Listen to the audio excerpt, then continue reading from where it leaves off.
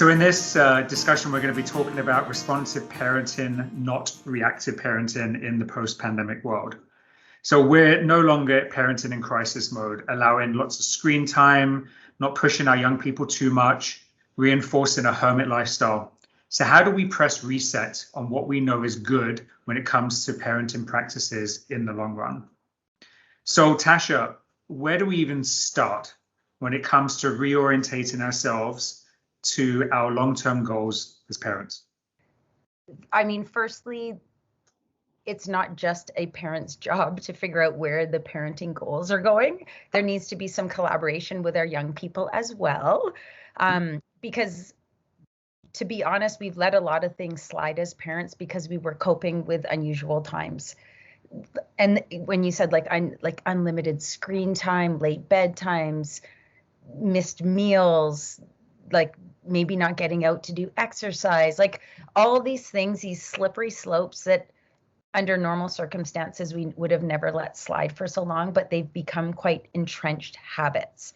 So it's a conversation I've been having with more parents in the last 2 weeks where I'm like, whoa, we need to go back to basics when it comes to parenting, to reinforce 3 meals a day, like don't leave the house without breakfast. What are those rules that we're going to reinstate around screen time and where technology is allowed to live even through the nighttime? Because there's some habits where a lot of people are connecting with friends through the night and it's become the norm.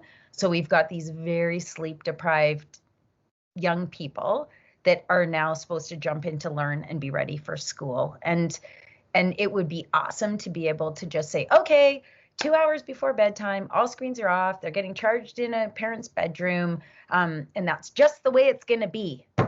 But it needs to be more of a collaborative discussion, especially as we're having those kinds of conversations with teenagers.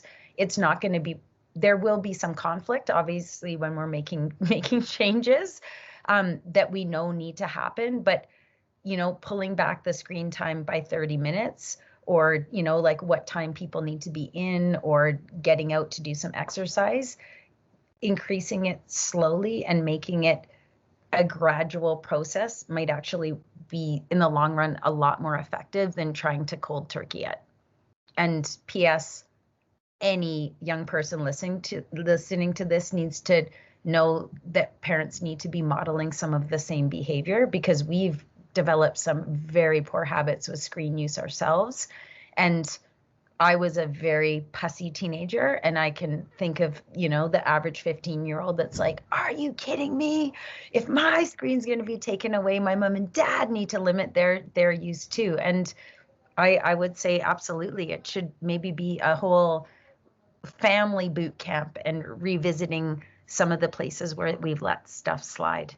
Mm-hmm. And Tasha, I think this is one of those areas where the greatest temptation as a parent, and I can speak with this honestly through experience, through much experience, is that the temptation is always first to subtract. I think that's the temptation. We look to subtract what's bad. It's bad. Stop that. We're going to subtract it. We're going to start to back it off. We're going to start to take it away. It's this idea of takeaway. One of the concerns that I have, I think the biggest concern that I have about the technology use, so much electronics usage, is yes, the electronics, yes, the effect on our eyes. We're having this conversation right now and I'm going, my gosh, I've been looking at a screen a lot today. It's been on for a while. All of that is true. And we certainly can't say that it's not. And at the same time, my bigger worry is what's not happening while the electronics are happening. So in my mind, what I think is really important now as we move forward is this idea of what are we going to add back in now? So whatever comfort level people have, whatever they're willing to do, however it is that they're going to get out, whatever that looks like. And I think we can be very accepting of all different ways of looking at that. There's, again, lots of people are going to jump right out there and do everything. And then there's going to be some people who are, they're a little more careful, But what I think is important is thinking about this idea of adding. And I love your idea, Tasha, around collaborating. When we add, we can add in a collaborative way too. So we can say to young people, I find more often than not, my 12-year-old knows when she shouldn't be doing something, right? She knows it's not good for her. She's tested it a couple of times and knows, if I spend too much time on screens, I can't calm myself down to go to sleep, or I missed out on this thing that happened, with my friends. And so I think naturally what happens is that when we invite those collaborations with our kids, they welcome it, and they actually are more than willing to admit that there's probably some things that they need to be adding to. Yeah. So you mentioned earlier on, Tasha, about sort of going back to basics, but maybe we can go back to some fundamentals. Can you just remind our listeners, what are some of the fundamental pieces that are part of a growing and healthy teen? Cool. So I think this is Dan Siegel, talks about the mind platter. So imagine you've got a dinner plate in front of you, and what are those scoops and servings you need to put on a plate on a daily basis that help grow a healthy brain and healthy young person into a healthy adult? So, for the average teen, it's 9 to 10 hours of sleep a night. That's a lot of sleep. So good quality sleep. We need to move our body and get our heart rate up. So something that looks like exercise. There needs to be some sense of accomplishment. Like, I've done something today that makes me know that I've contributed and I feel good about myself. We need to socialize. So how do I have interactions in real time with other humans? Eye to eye, face to face, different than what I might be getting if it were online. We need some time to have self-reflection. So that might be the time that you spend the half an hour before bed, washing your face or having a bath and just thinking about your day, what's coming up next, maybe a dream you have in the future or something you want to do or something that's really bugging you. But to sift through and notice some of the things that we're thinking and feeling and what our body's asking of us, so that we're not always stimulated at the cost of kind of numbing out how our body feels. Those would be some of the basics. And what has for sure happened because of being stuck in our homes and doing online learning is a lot of the physical activity that normally helps to regulate our emotions. It helps to make us, hungry for food, and it gets us out looking at nature often, releasing dopamine and endorphins that make us just feel good and more positive. Like, some of those things have really started to slide off young people's plates.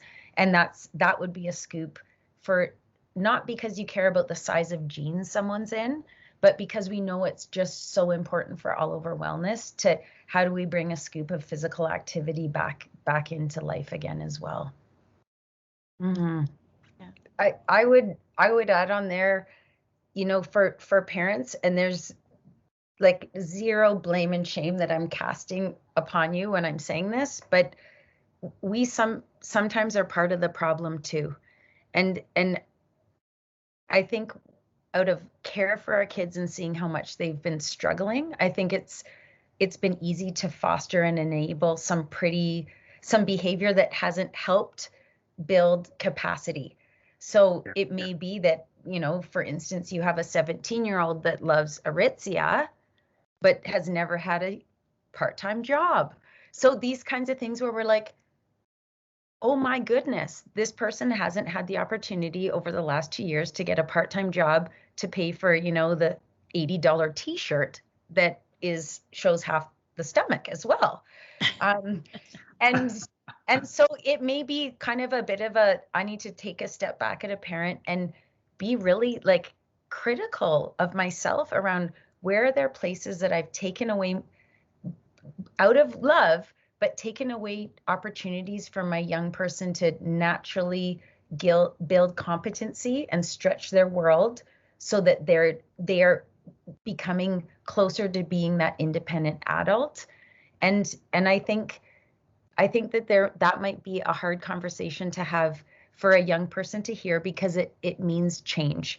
Even though deep inside it's like, of course I want to have my first job. It would be so cool to have my own money and not ask for it and maybe have coworkers that I like and see what it's like to get out of the house dressed up and all that kind of stuff.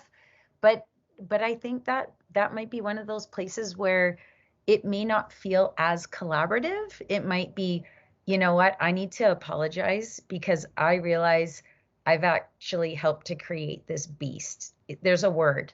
I've enabled this and I'm owning up to it, but I'm going to take a step back because I actually realize that I've kind of disabled your development. And so maybe it starts with you're going to pay a portion of your phone bill, or when you need money to go out, you know, on the weekends, we might come up with an agreement on how you can earn that money, but it's not just an automatic that you're going to get it. And I'm really sorry that I've actually trained you to be like this. And I think that might be a space as well where there could be a lot of really neat shifts and changes in families where young people just have that like initiative and agency to do something and take the power back in their life. Yeah, and I wouldn't hesitate to say, Tasha, that that's flexing a little bit of parenting muscle there. You got to flex some parenting muscle. Yeah. Yeah. So a great question comes up out of that discussion, which I think is fantastic. So Teresa, like help parents understand here, what should they anticipate in terms of resistance when rules and expectations now begin to shift, and how can they handle the backlash that will likely come following on from a discussion that they have with their teens? Yeah, you can see Tasha and I smiling. We must we might have been there before. You know, she and I might have experienced this a time or two. Yeah, I think a lot for parents. I think parents know their kids. I think that they have a really good understanding of what they're going to be up against. Some might be up against more than others. They might have more of a reaction than other people would experience with their kids. So we can sort of, it runs the gamut. And at the same time, parents know what they're going to be dealing with to some extent. I do think that, you can plan for the worst and expect the best by, before you have some of these conversations, being thoughtful about it. So thinking about, maybe discussing it with your partner, getting on it, getting your team together, your parenting team, us against them. No, I'm kidding. It's not us against them. But getting your parenting team together so that you're really clear about what's going to be the plan. What is going to be the discussion? What's our stance? What's going to be our shared stance on this? And then also just doing it, for goodness sake, just doing it, not sitting and thinking and planning and for too long. But if you know that something needs to happen, you can expect that there might be some blowback. And at the same time, you can jump in and do it. And then, you know what, as a parent, you're allowed to change your mind about things, to rethink things, to get smarter as you learn. As you go along, you learn something, you think, okay, maybe that wasn't the best way to do it. Let's back up here. Let's do it a little bit differently now. You're allowed to do that. And you don't always have to be right. And you don't always have to keep going because you started down a road. I think that happens sometimes with all of us as parents. We think, well, now I've kind of set this standard. And so if I don't follow through, then I'm being too loosey-goosey, or I'm being too easy on them. But that's not the case. I think there's a real opportunity here to role model the behavior that says, that's not okay anymore. We're going to make a change. But then as we do that and we learn from our experience, to also be able to say, yeah, that way that we did it, it wasn't the best way to do it. That's how I see it anyway. And to role model that for our kids who need to see somebody who's going out there, taking a chance, saying something that really needs to be said, but then also to some extent being humble about it. Maybe there's a place to have some conversations with your kids' school. Even just, could you guys revisit the importance of healthy sleep hygiene? Can you talk about best screen practices, and maybe even have parents collaborate and make rules that are all like similar rules that land for them. Because I can see now taking screens out of bedrooms at night, there's a lot of pushback. There's a lot of, you're the only parent that's doing this. No one else is doing it. But I actually think all parents know deep in their heart that they've let it go too far and they need to pull back. But when you have a few other parents in your kid's friend group or your teenager friend group, or your neighbors are talking about it, they're talking about it at school, there's more of a like power in the masses. Like if parents were like, holy crap, like good sleep is fundamental to overall wellness. We're talking about kids with high depression and anxiety these days. If we are not doing something to cherish and protect their sleep, you shouldn't be marching off to the doctor to get an antidepressant, right? And so let's pull it back and do the least invasive intervention possible. Step one, sleep, cherish it. And maybe that, like, to me, that's the place where I think if other families were supporting similar rules, it would just, your young person isn't going to feel like it's only them. And it may be just your family rule, but I think there's some real power in people as a community making some, taking on parenting practices that really support wellness. Not to be jerks, but because we actually know that it actually supports really good learning, overall mental health, emotion regulation, yada, yada, yada, over time. Where might be some of the best places to start to search for support? I would say your family doctor is a wonderful resource to access. And depending on your young person's age, usually by about 13 or 14, a family practice, a doc will have some time alone with the teenager. So there may be things that your young person doesn't want to share with you that they're struggling with, or some not so great behaviors that have crept into their life, but they do want support and help with it. And so being able to facilitate that relationship might be really important. I always think like our kids' school is a huge resource and community. And so even if something doesn't feel right, if the classroom teacher or a teacher that your young person is connected with just has their eyes out or can check in, there's just a real level of reassurance that comes with that. And obviously there are a ton of free resources in terms of the Distress Center and the Teen Text Line. I'm sorry, I don't have those numbers right on me. Maybe we can add them at the bottom afterwards. But there are resources where people can access support when and if they need it as well. Yeah, and I think, what we don't realize sometimes is that, first of all, our gut is really important. As a parent, if you have a feeling about something and you think this just isn't right, something is just not right, then Tasha, you just gave an amazing amount of resources. My thinking would be, don't stop. Don't stop at one person. Don't stop at two people. Sometimes it takes a while to get to the right thing. And sometimes that can be a frustrating process, right? Mm-hmm. And at the same time, as a parent, if that's what needs to happen, then that's okay. You should do that and you should keep going and you should feel okay about keeping going. And also as parents, other parents can be a wealth of information too. So, when you talk about schools, there's school, parent councils and things like that at schools. They know about a lot of different resources.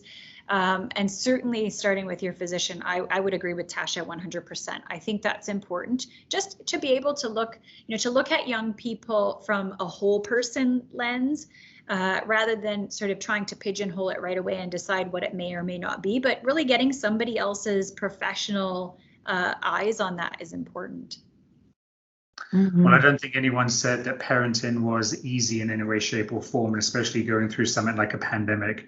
It challenges us parents in more ways than we can handle. But, the session today and the conversation today, there was a ton of fantastic information in there with regards to handling your kids through this, the support mechanisms around that. So I know a lot of people are going to find this very useful. So again, Tasha, Teresa, big heartfelt thank you for your wisdom and your experience and some of your personal stories as well that you've shared in those. I know it's going to have an impact on many individuals listening to this. So thank you again. I appreciate that.